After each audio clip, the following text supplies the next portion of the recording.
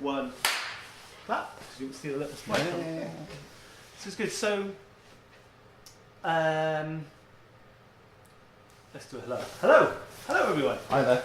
So this is a new thing for me that I want to do, mainly because I'm sick of all of my comments I always get on my YouTube channel, which is your sound is rubbish, sort your sound out. So I've had a chat with my mates that make proper films, not stuff like this, and they said just get a separate sound recorder. So I bought a separate sound recorder. So you were coming here today anyway, and I thought I would spring stuff on you. I was coming here to interview him, and all of a sudden, James says, the first thing I want to do is interview you. I was like, what? No. And mainly just to see if my sound recorder works, and yes, just to see how it works. So, but also, you know, you're always me, aren't you? So you're always on this side of the camera. And, yes, I am. And I thought, you know, like I just said to you before we started, you are an industry guy now. You are pretty much single-handedly in the UK pushing the quality of the detailers forward and upholding detailing as an industry, and you do a hell of a lot behind the scenes supporting the industry and pushing the industry forward. So thank you for that on behalf of all of us detailers. If it's made any difference yet, but I hope we're getting No, it does definitely. And you know, I think just for a selfish angle, really, I'd like to know a little bit more about you. So, I mean, when did you first get involved in detailing? It would have been in 2009, 2010, and I was a complete novice to it. I mean, I love cars. Primarily, I'm a car guy who then kind of went into doing a history degree for unknown reasons, and then went into IT, then nearly died, and then came out of IT and decided to take it nice and easy, and then got into classic car market, and then from the market. On the basis of sound, I'm just going to turn this fan heater off. So probably a good idea. So that Mr. Zoom there doesn't have so much of a hard time. So I've made just about every mistake in the book when it comes to the car care side, because I was working for a classic car company who bought on a brand, and I was put in charge of bringing that brand out, new website, marketing stuff, and I was none the wiser. So what was that brand? Carskin, back in 2008, 2009. So you were working for Carskin? Yeah, I was essentially a partner in it, and then I basically took it on when we went our separate way from the classic car company. That's one of those names we've spoken a lot about detailing names, so it's one of those names that, and I knew you were involved with, but I didn't know what your involvement was. Well, it started in the 50s in America, so obviously I wasn't around in those days. Really? Yeah, no, I wasn't. Thanks.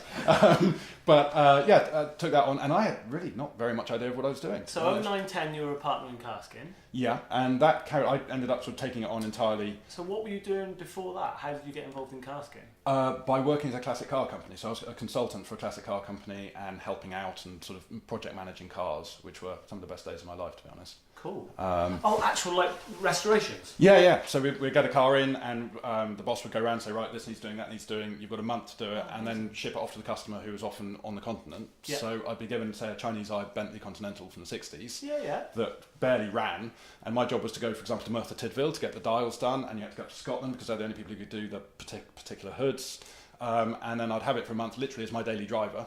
And then it goes off to Cologne or somewhere like that to the customer. So rolling resto stuff, not like put it up on axle stands and strip it back to bare metal. No, it's very much it was the stuff that you can take a classic car that's a bit ropey, and it's on at auction usually, and then you can spend quite a lot of money sometimes doing them up and then get them sold as a premium car. So it worked well for the time that I did it, and it was, as I say, it was massively enjoyable as a sort of a 7-year-old being given a DB4 GT for a month to go around. I mean, the fact I had no handbrake, and it pulled dramatically to the left when you first had it. Who paid the fuel?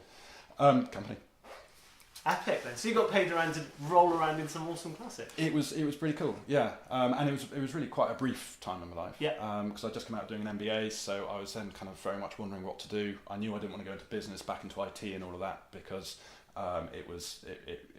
it takes its toll, that sort of life. I was going around Europe doing a lot of stuff. Yeah, for sure. And a really interesting time to be involved in that. So did you start pre the sort of crash, and then in terms of the crash? In terms of the IT side?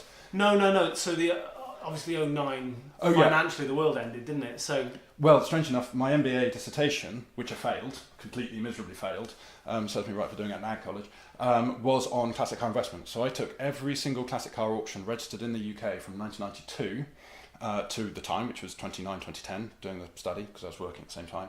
And I picked 50 cars in different sectors, so different ages from the 40s, etc. Just because I'm New to all this kit. We are actually recording. We're recording. And I did a statistical analysis. I had a 40-something megabyte Excel spreadsheet with data in only, as in with just text.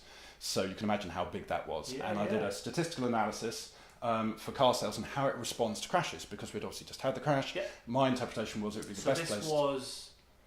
This was early 10 then? Yeah, early 10 was by the time it was actually ready for submission. And I got these figures from the auction houses and from public records. What time have you been doing that study then? Well, right through the biggest crash the market's ever seen, pretty much. Well, no, the late 90s? No, early 90s. 91, 92, depending on what markets you're looking at, and an overall crash, 91, 92 was quite a big deal too. I mean, if you look at things like the Jag XJ220... Well, I've got customers that will always tell me they bought... I've got one customer who told me he bought a Ferrari 328 in 89 for 70 odd grand. And the next year it was worth, I think he basically thought it had all gone a bit mad when in a year later or 18 months later it was worth 120 or something. So he got out of it. Yeah. He then said that car peaked at 200. Can you imagine that? 200 grand for a Ferrari 328 in 90 or whatever it was, 91. And then, literally, the next day, that car was worth, I think, about 35. Yeah, well, percentage-wise, the changes are even greater in this one. And I did, as I said, it was very technical, the analysis, because bear in mind, not all cars are the same, and we're talking purely about auction sales. So through some really quite anal stuff, I identified 10 cars that if you put money into, and I went and talked to hedge funds actually on this topic, which is where some of the funding later on came from. Okay. But comparing it to fine wine, to artwork, to gold, to all the other things that during a recession people tend to run to. And my argument was that classic cars would be the best place out of all of those to put your money.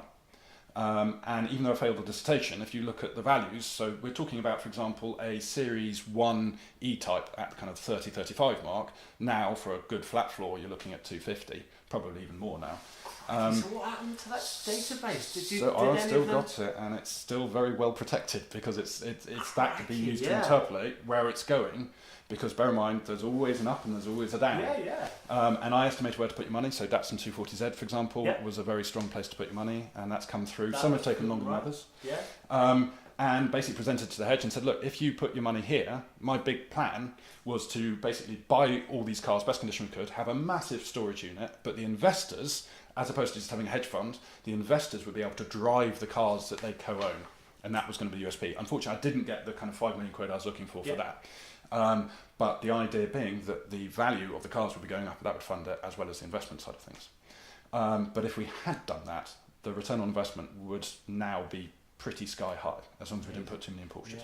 Because Porsches have already peaked. They're that first warning sign where they're now coming down. So although 2.7 RS is always going to be a lot of money, I think it's wise still to be in a 996. But I think absolutely, maybe even 997.2s. But if you're now buying Porsche at retail money in terms of the classic stuff, the high value stuff, you're not going to get a massive return unless you're lucky. No, definitely. And luck does come into it. So I spent ages doing that, and that got me into the classic car market, and also going into, just keep an eye on things on behalf of investors and make sure that it was running along. It was some really good times. Cool. And so how did... Well, I guess I know the story then, because I remember seeing you at shows with Carskin. And then, how did PVD dawn then?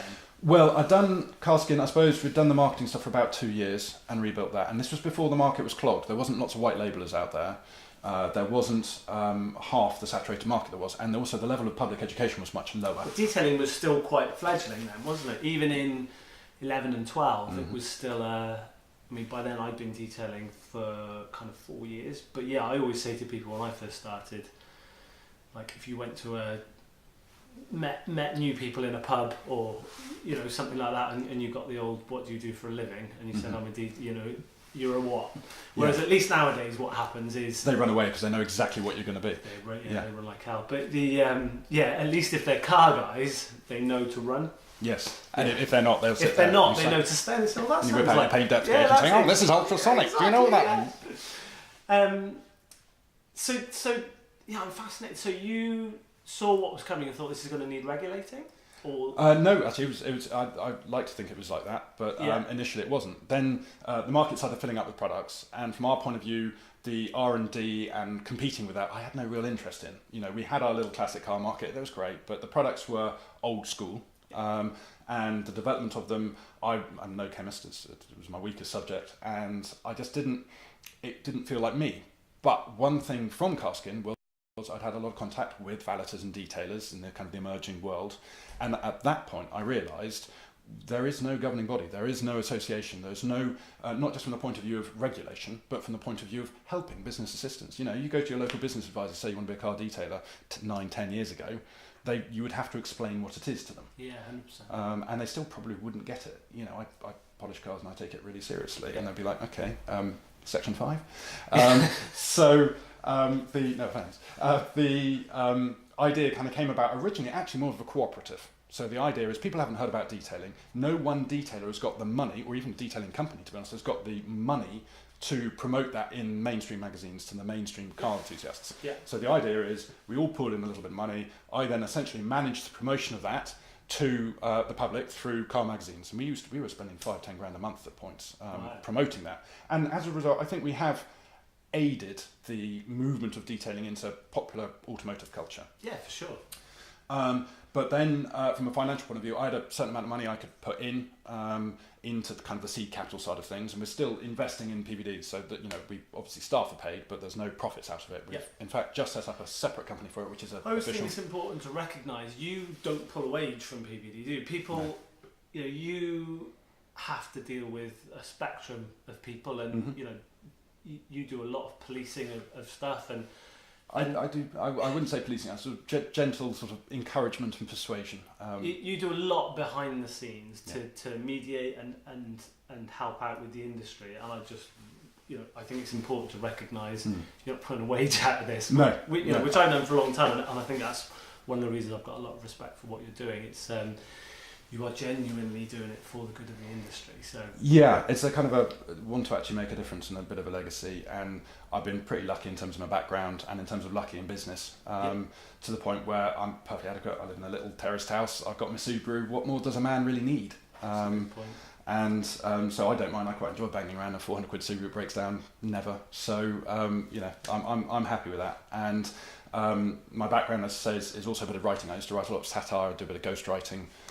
So people have probably read an article that I wrote if it's tongue-in-cheek and got really bad grammar, and under the name of someone else. So I really enjoy doing that, and that's where the magazine came in. I was going to mention the magazine because I've been in detailing a while. Many people have tried to get a detailing magazine off the ground, and they've done an issue or 2 issues and it's fallen down. And you've done really well because, and I think, you know, probably when you started doing a magazine, here we go. There's another detailing magazine, because it's difficult, isn't it? It's just shiny cars. Well, we came out actually at the same time as the most recent attempt, so to speak, came out. Our issue 1 came out with their issue 1 as well. Yeah. And we actually talked at the time, and it was great because from my point of view, it's like YouTube and all that. There's a lot of communication behind the scenes of the YouTube people and of the mag people. And what I love about the magazine is that we're editorial. Obviously, we're the mag for the trade association, but we also do a lot more. And our aim is to educate the enthusiasts, to add enthusiasm to the enthusiasts. Well, I think anyone wanting to get into the industry or wanting to know more about cleaning their own cars, actually, because it would work for an enthusiastic enthusiast as well as someone who wants to do this professionally. They could get hold of all the back issues, read them all cover to cover, and digest them, and you know, have a really, really sound basis and a really good knowledge base. There's 700 odd pages between them. We're working on issue 9 now, and actually little bits of issue 10 too for Christmas.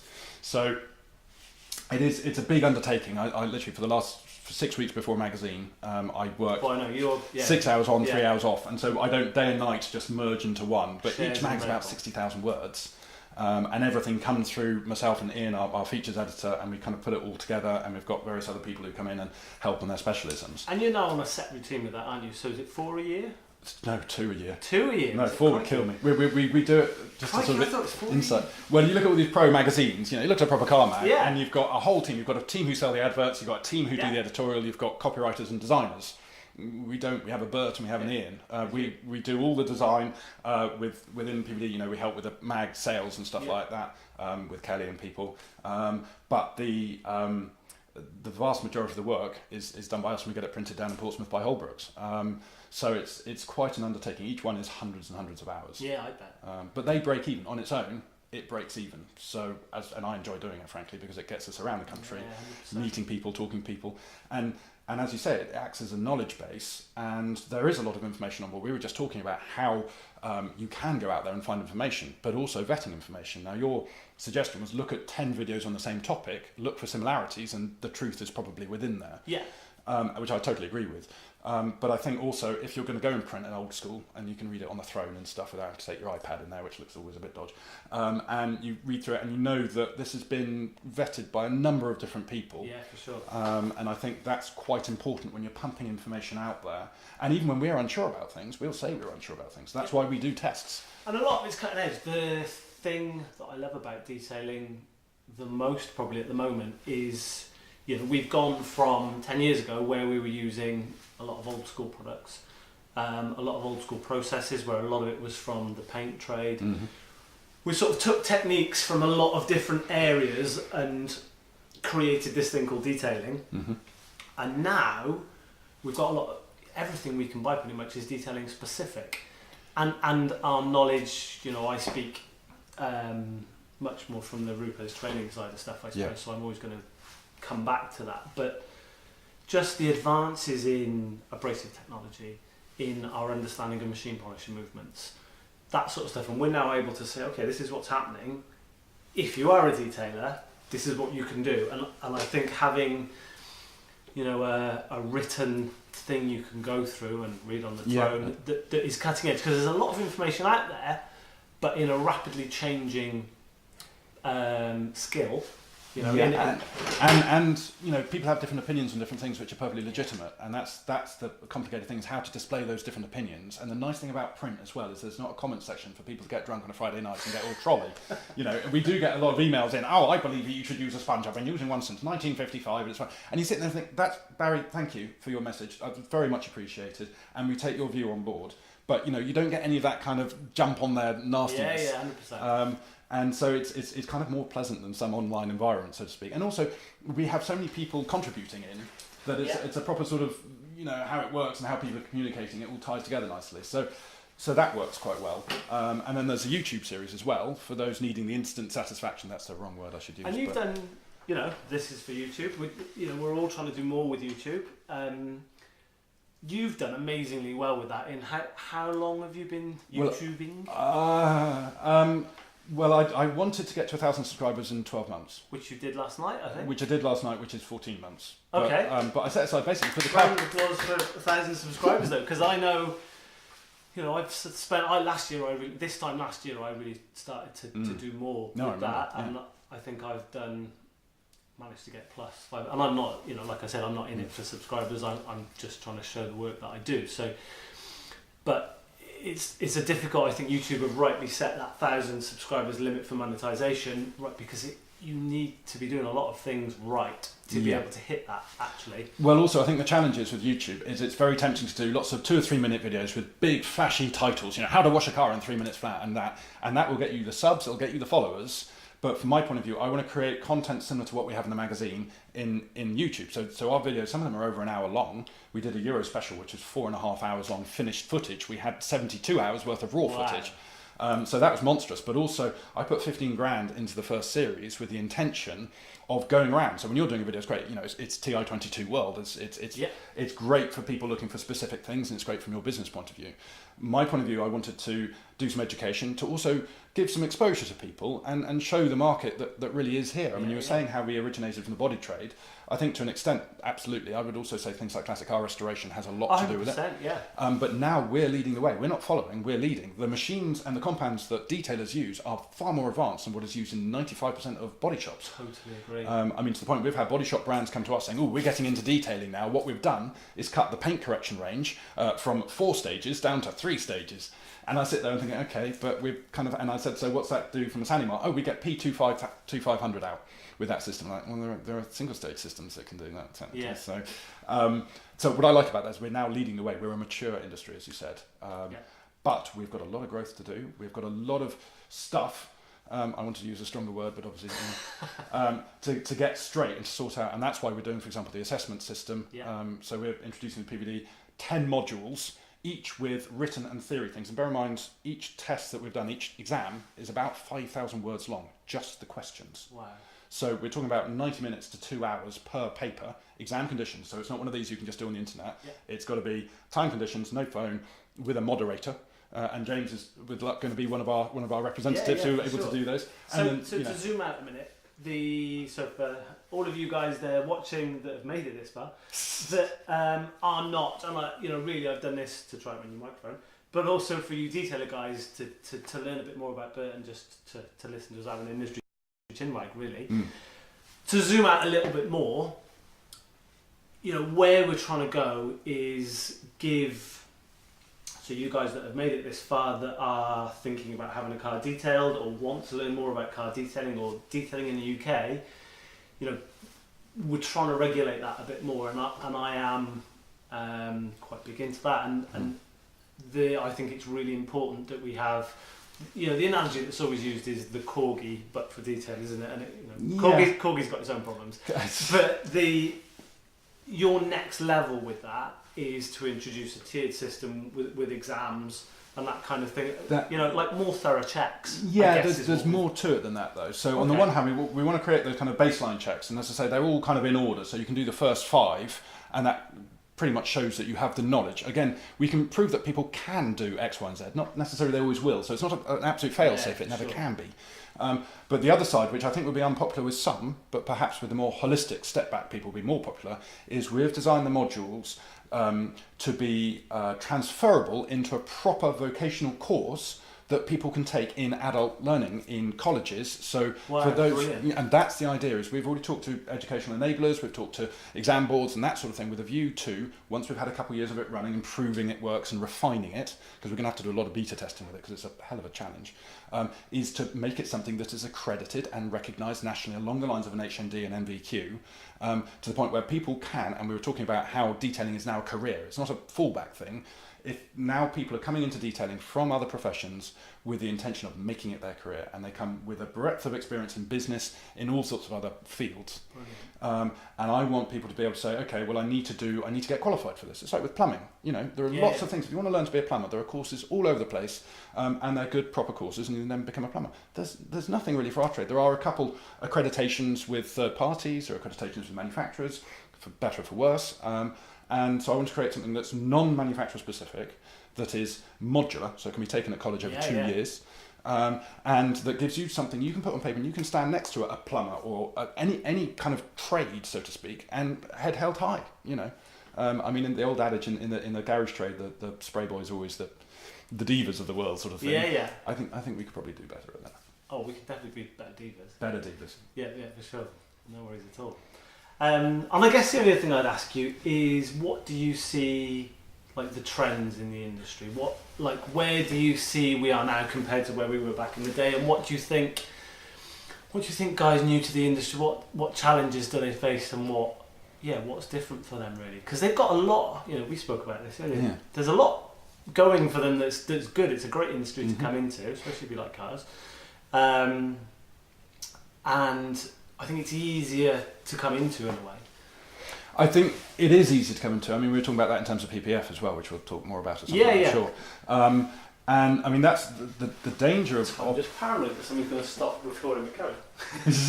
We're still going. We are happy still days. Going. Perhaps you could say it's a problem that's blighted the industry, is that actually, for a little under 250 quid, you can get all your kit and you can set up as a valeter. Yep. And so it's got a very low entry cost. But I quite like that, because I know of guys that literally had £10 to their name, and have bought a bucket and a sponge, and then have... It's one of the few things, actually, if you think about it, that you can start from... 0 to hero. £5 in your pocket. And, there's that lad, you'll know his name, I apologise to him if he's watching, but I don't know his name, who is very young, but literally did start with 10 quid. And yeah, that's Alex. If you read the latest issue, you would have learned all about it. Alex over at AWC. He started literally washing cars on driveways as a kid, and build it up, then mobile, then turned into a unit. And he's got a lovely unit. Absolutely gorgeous. And yeah, to you, Alex. Big time. And we did a whole DPS on the mag for that, because it's not daddy's money or anything like that. It's very much self-built. And I think a lot of people look at that. Certainly there's a lot of jealousy in the trade. I think a lot of people say, oh, well, he's just been thrown a ton of money. No, he hasn't. I think he said there was something like a pressure washer was bought for him back in the day, or something, single item. And I think that's a real success story. And actually, it's saying to those who, the critics of it, say, no, actually, he did it, so why can't you? But what challenges do you think? So do you think the barriers to entry are getting higher? Do you think that's still possible to do what he's done? Yeah, I think it's possible. It's possible.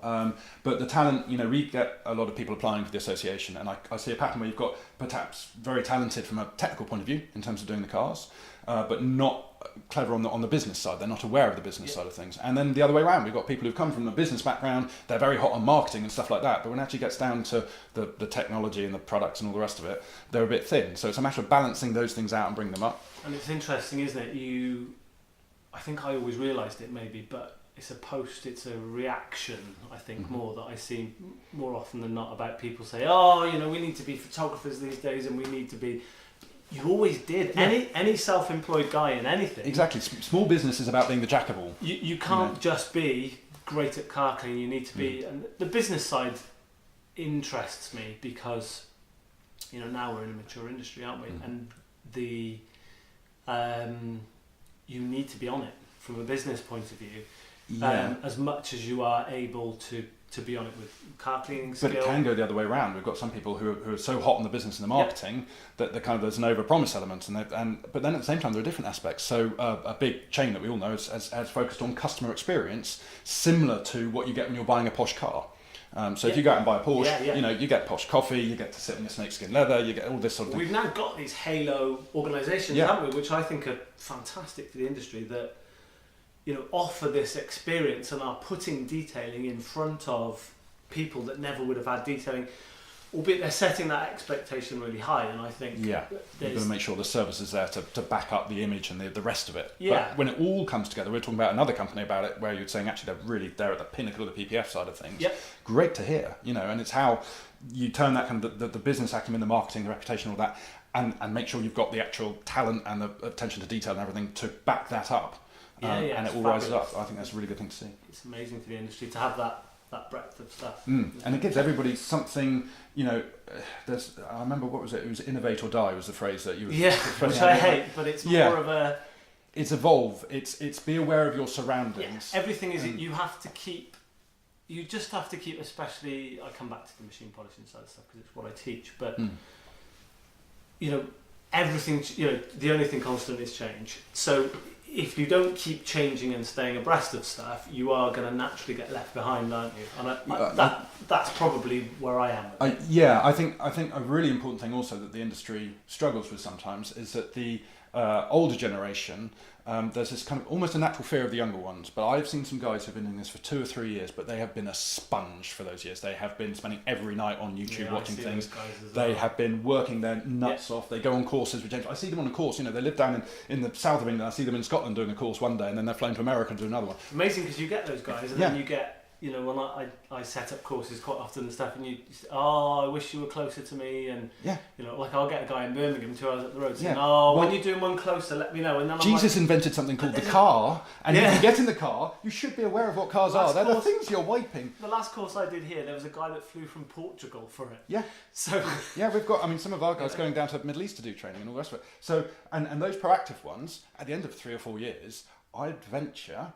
That overall they're a stronger force, and I've had people with 10, 20 years who are making really simple errors or problems. We get a lot of our issues actually with the older generation who've got more than enough experience, but if you've been doing the same thing for 20 years, you're not evolving. If you've been working really hard for 3 or 4 years, you can get to a much better, more up-to-date level. So I think it's scary for those who are established because they are threatened, and a lot of them are threatened on price and people undercharging. That's totally acceptable. I understand that threat and we try to work around it. But those who are threatened just because other people are working harder and doing more and being more, innovative, afraid, that's a battle you got to compete with, and you can't do that by being unpleasant to them on Facebook. No, this is it. Great. I'm gonna. I think I'm at the limit where I'm worried all my technology is going to stop recording or there's going to be a glitch, because I feel like we've got this far. And this one's rolling. We've only done half an hour. Exactly. Probably, so I think that was good. I think this is a good enough test for the old Zoom. Yes, that's what it's all about, isn't it? Yeah, it pretty much is, You just cut it, just put music. Exactly, just put music over the top. Bit Christopherberg. Yeah. I've got them on the car if you want. Seriously, man alive. Awesome. Actual Christopherberg in the boot. It's a 20-year-old car. I need I wonder CDs. where we've gone. Yeah, I've got all his back catalogue. Thank you very much for your time. Pleasure. It's been amazing. Good to see you. I'm sure this is going to be reciprocated now. Yeah, we're going to do a thing where I'm staying on this seat though, because that's just far too low for a fat man like me. But this is the rules. I have to sit on my. Oh, you're on your little seat. wheelie seat. Yeah, this is what my watchership. What do you call it? What do you call the people on YouTube? What do you call the people who? Odd. Subscribers, I guess. Just subscribers would probably, or audience maybe, if you want to be a little bit more grand about it. They're the ones. Or you can make it spooky and say they're your followers. No, that's a Facebook thing, isn't it? Well, social media, they're all one and the same, really, aren't they? So, anyway, thank you very much for spending half an hour and coming and waffling for half an hour. It's great. Thank you over there for watching. Yes. And thank you, Mr. Zoom, for hopefully producing some amazing audio. And hopefully everyone's going to say, your audio is now amazing. Well, that's what I'm hoping is going to happen. That's exactly what they'll say. Your Probably audio not. is amazing. Probably like paint your walls or something. I was being By the way, if you're avid, frequent members of the audience or watchers, you'll notice this is my new PPF booth, which looks a little bit like the old office, but is actually the new PPF booth. Basically, James got frustrated when he was there and he was realising he spent like 50 quid or something heating a big area and only got up 14 degrees, so he thought, sod it, where's my axe? And then 10 minutes later we have an ool, and with many heating devices and stuff like that, it's now absolutely boiling 15 degrees. Yeah, to do good PPF you need a good environment for sure. So cool, right, we're going to lock it off there. Thank you very much, Bert.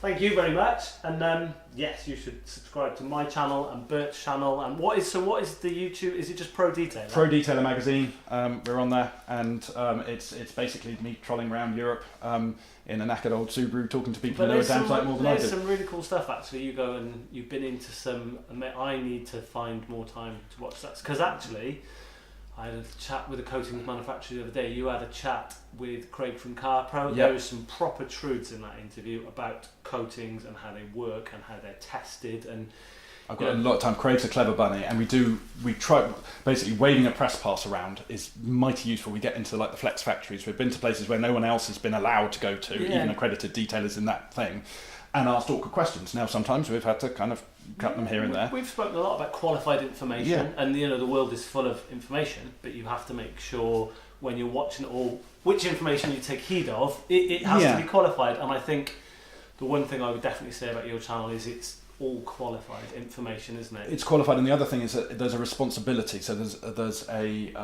quite often you'll hear hearsay going across on things. Oh, X, Y, and Z said this, said that. You never really know what to believe. But because they've been videoed saying it, and I'm nowhere near good enough at Premiere Pro to be a Premiere Pro to start fiddling, lip syncing with something else, you can say, here is this person said this, it's there, it's proof of it. And I think in a world of hearsay, it's useful to have a bit of, a bit of kind of... Rubber stamping. Yeah. Rubber stamping is good for sure. Cool. Well, thank you very much. You should definitely subscribe to that channel. And the Pro Detailer magazine channel, is it called? Just type in Pro Detailer magazine. Did you fancy anything a bit more like trips off the tongue? No, well, according to YouTube, it's YouTube/channel/T small x small y capital 4. I think. Anyway, so yeah, it's snappier than that. That is far snappier than that. Yeah. Yeah, cool. Bye, everybody. See you on.